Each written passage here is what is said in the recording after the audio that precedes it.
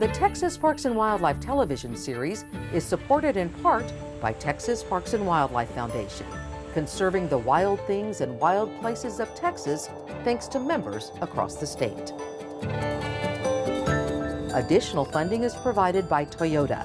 Your local Toyota dealers are proud to support outdoor recreation and conservation in Texas. Toyota, let's go places.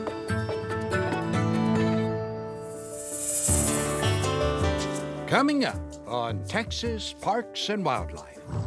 We have a worldwide concern about the status of shark populations. When you see that number of sharks removed from the ocean, it's very problematic.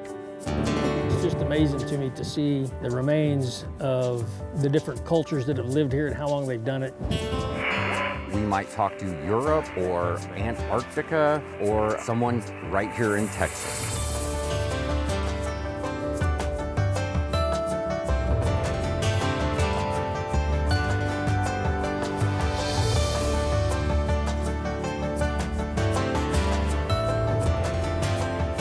Texas Parks and Wildlife, a television series for all outdoors. Shark! Big shark! Big shark! These biologists have nicknamed this massive tiger shark Sam Houston, and he's being caught for science. Washer. They are attaching a tracking transmitter, all in an effort to help save the species. Sharks play very, very important roles in our marine ecosystem. Without having these top-end, what we call apex predators, you have the ecosystem that gets out of balance. These predators help control everything below them. And now these wolves of the ocean are in trouble.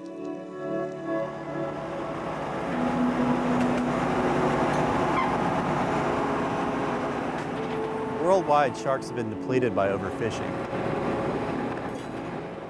Between 30 and 70 million sharks killed by humans every year.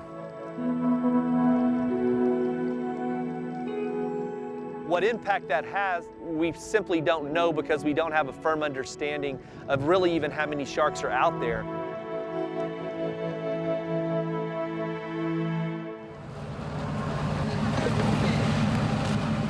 Catching sharks for their fins is $1 billion a year business.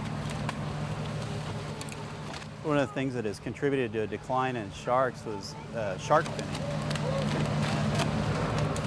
Fishermen who actually catch the sharks and cut their fins off and discard the body.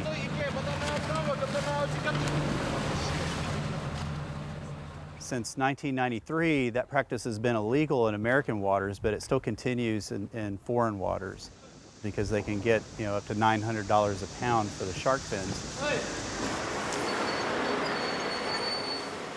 As Asia, and in particular China's economy thrives, the demand for extravagant shark fin soup has exploded, and there are few international fishing regulations in place. We have a worldwide concern about the status of shark populations. When you see that number of sharks and biomass removed from the ocean, it's very problematic. And that's where the science really comes in, is what does the true abundance of these sharks look like? Texas Parks and Wildlife biologists keep a close eye on sharks every summer by doing what's called a long line study.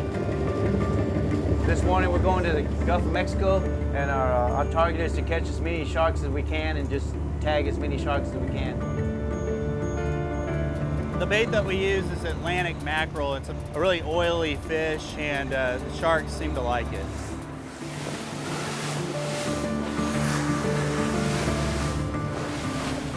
Yep. We're setting the line right now. The line comes out off of the spool, and as we're going, we have these hooks and these barrels. We pull those out of the barrel and just clip them onto the line as we go.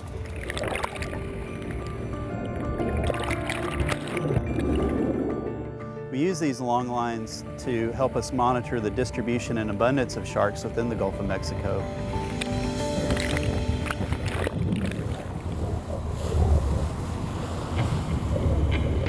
Yep, shark!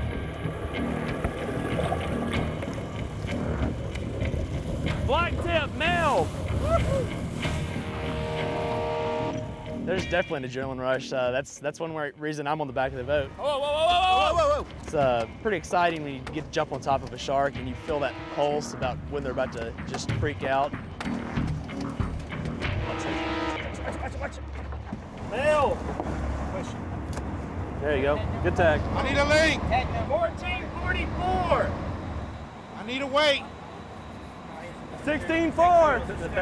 Whoa! All right, just let it go. The sharks that we catch, we also tag and release. Go ahead and lay it over the side like that. So we get information on their movements and their growth rates. And we can use all that information to help manage and conserve shark species. A major scientific concern we have with shark populations in Texas are understanding their migration patterns. Understanding where they go and when can be essential towards their proper management. We have literally 50 or more sharks tagged. They're swimming around, reporting back, and telling us all type of scientific information. And it turns out that information is a bit troubling. In general, we see a southward movement into Mexico. And that movement pattern concerns us somewhat, given that there's large gillnet fleets as well as longline fleets that are in operation in those waters.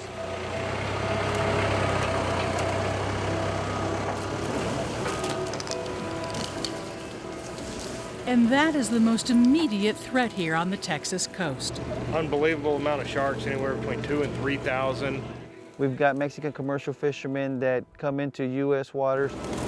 The most common type of species that is being caught on this illegal gear are sharks.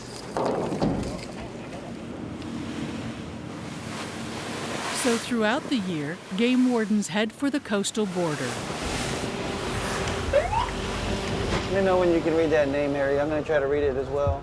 Checking on compliant fishermen is easy. Captain, you all seen any other traffic besides yourselves out here in this area? No, sir. But spotting an illegal net or long line in this immense ocean, now that's a struggle. It's definitely, it weighs on me because it is a large amount of water that I'm trying to cover with this one vessel. It's like looking for a needle in a haystack. And you have to keep your eyes peeled day and night. Here's the main line right here. We're about half a mile north of the Mexican border and about 2.5 miles offshore. Big black drum. These lines like this, they're undiscriminating. They'll catch anything. It'll take that bait who's going to get caught on those circle hooks.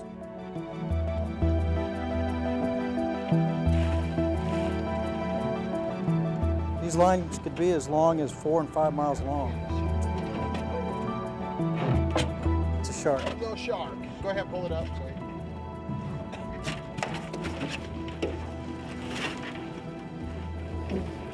And he should be just fine.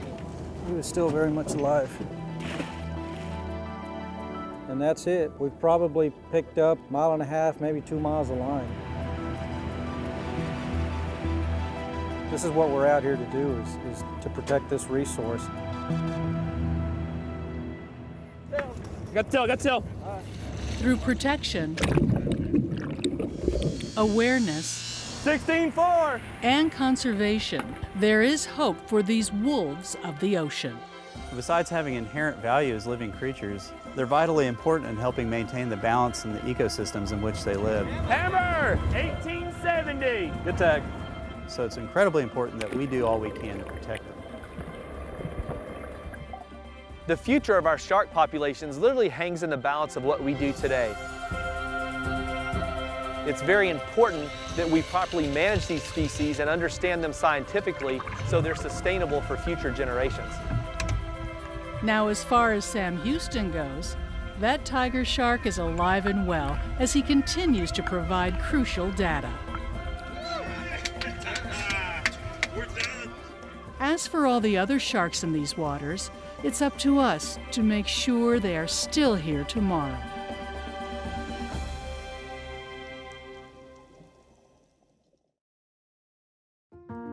The scenery, it's almost breathtaking.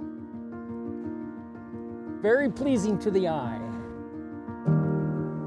We think this ranch is special. It's got rolling plains, it's got some deep canyons, it's got some great water, which is every rancher's dream. We're north of Amarillo in the Canadian River Breaks. Our east boundary is Lake Meredith.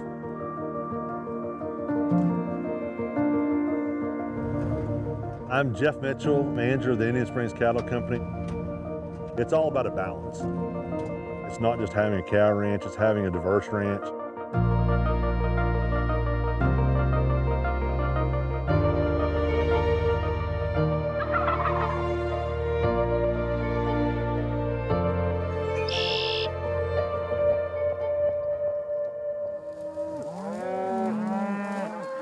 We're in a terrible drought. I think we're close to 200 days without having any measurable moisture. And so one of the big things we're always trying to do is how do we stock the ranch properly? The good years make everybody look smart. The bad years are the ones that see how good of a rancher you really are. We're very much into the science of our operation. We do our stocking rates based off of our enclosures. You put a cage around it so they can't eat it. So we can come at the end of the year, clip it, weigh it, and we know how much grass this soil type in this pasture makes. With the conservative stocking rates that they use here and the drought plan that they have in place, they always have enough standing grass that when it rains, it catches more of that water, and more of that water gets soaked into the soil. The water is sweet and it's cool, and it's just bubbling out of the ground. It's called Indian Springs, and it's very fitting. We didn't even realize when we bought this ranch the historical value, especially for the Indians that passed through here. I don't know when the end of the last ice age was, do you? When was the Pleistocene? They made arrowheads and tools, and this ranch is just loaded with all those artifacts. So the Alabates National Monument is just across the river there, as you know. And so all these little holes are where Native Americans dug out Alabates flint. We know that we find points of it made back during the Paleo period. The history does go way back, thousands and thousands of years ago, up till the late 1800s. We looked at the flint quarries, and it's just amazing to me to see the remains of the different cultures that have lived here and how long they've done it. There is so much history here on this particular ranch. There's so much to see. It's amazing. In the grand scheme of things, we're here for a very short period of time. And so we're constantly trying to better the ranch. Toby has just been a lifeblood of this ranch. Toby Shank handles our day-to-day operation, and we do a lot of cholla pulling, a lot of individual plant treatment. If it was just a cattle place, you would take down every mesquite, every cholla, anything that wasn't growing grass or that would compete with grass. Well, they don't want to do that. We try to do a lot of landscaping for the wildlife, let the brush come in places, the poor soils, so we can have the wildlife. I grew up hunting and fishing. We are absolutely blessed with the wildlife that this ranch provides, and we're stewards of that. We do not want that to go away, and I hope that goes down to my grandkids, my great-grandkids.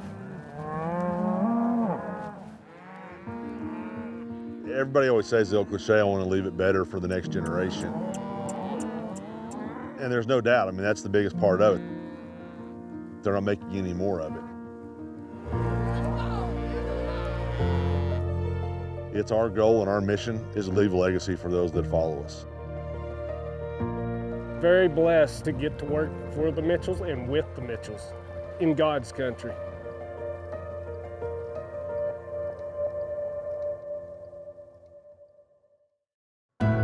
Celebrating a century of Texas state parks.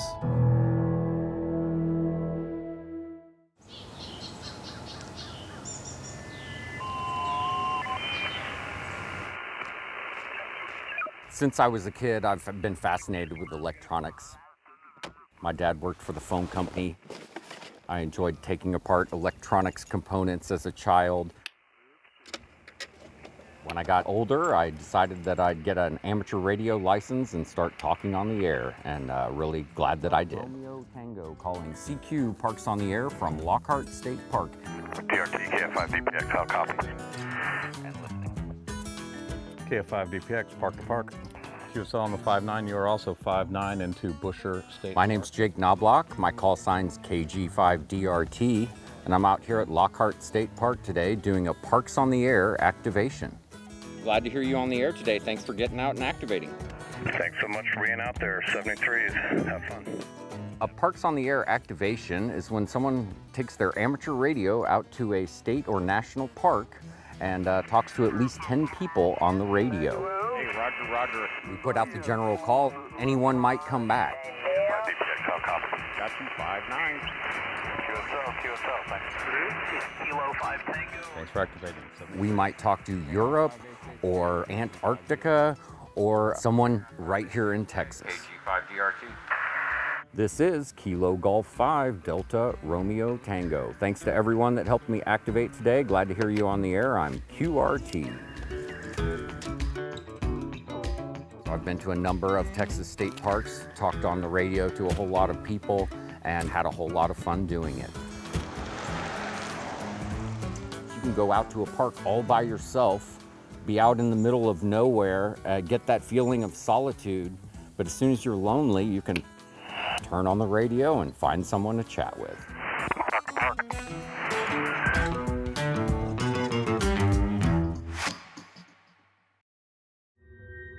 Sweeping up dead ants every day, millions of ants inside their house, ants getting into the electrical equipment, and then the electric circuit shorts out. Just much, much worse. The script is familiar. An exotic ant invades, wreaking havoc. But these are not fire ants, and this is not a horror film. There is no word to describe them.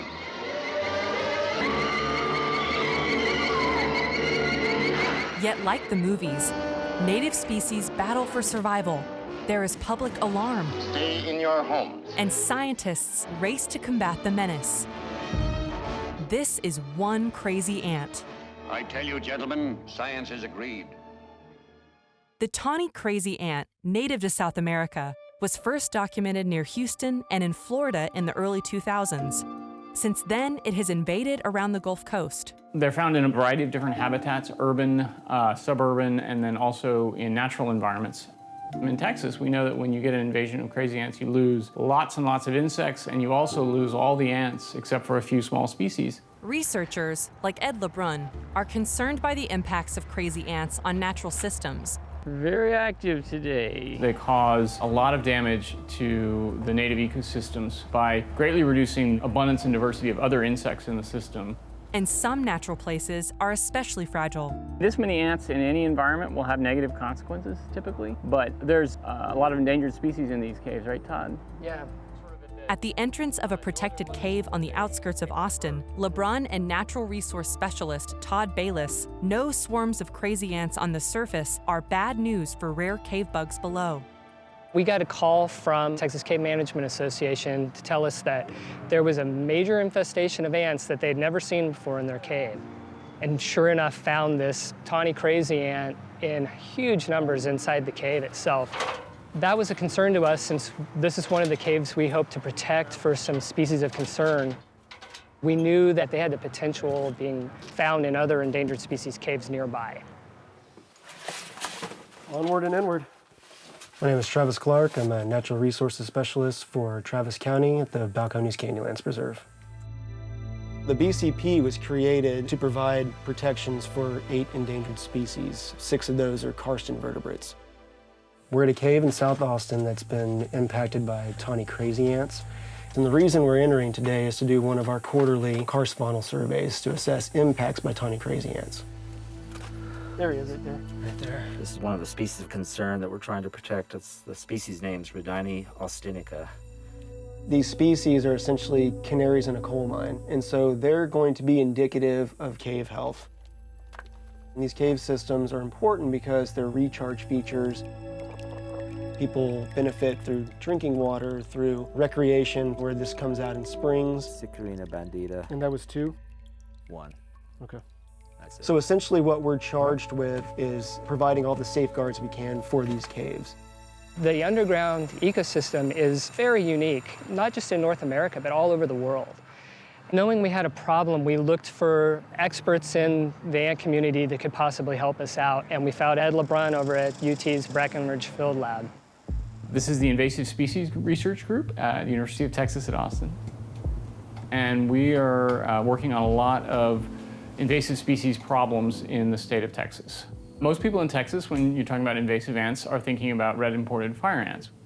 They actually do less harm to the native Texas ecosystems than these crazy ants do.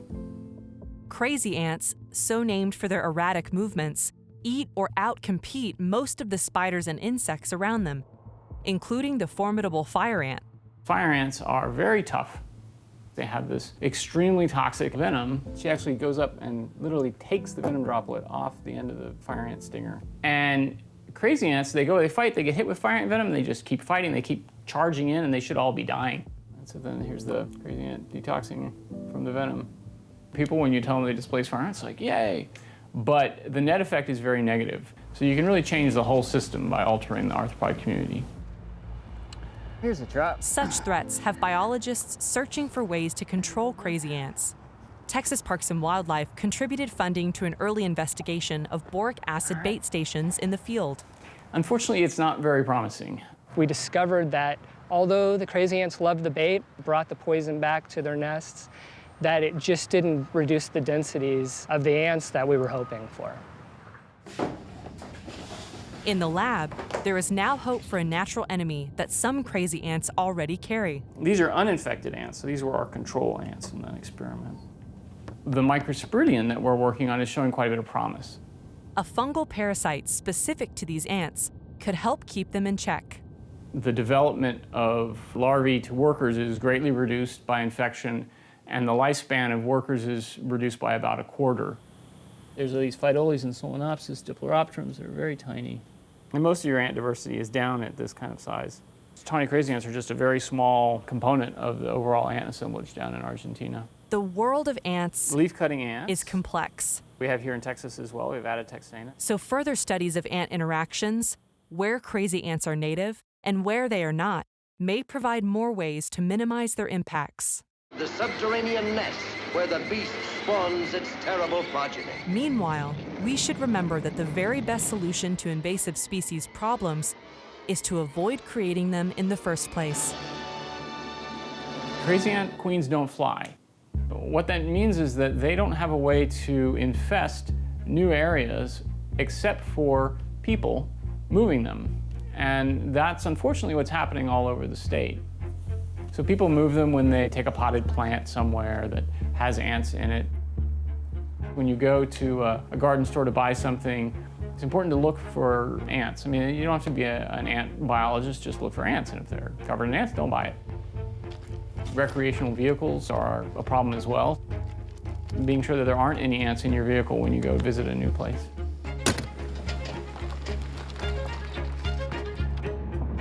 Species invasion, it's a natural process, right? Species have been moving around the planet since there's been a planet. The problem is humans, with our commerce and everything we do, elevated the rate at which these invasions happen by many orders of magnitude. And so the natural system doesn't have time to adjust before the next invader comes. The natural systems are very resilient. If you can give them time to adjust, they will. We should be paying attention, and we should be investing resources in offsetting the impact. That's why I work here. That's what we're about, is trying to change the dynamics so that we can preserve the natural systems that we all grew up with.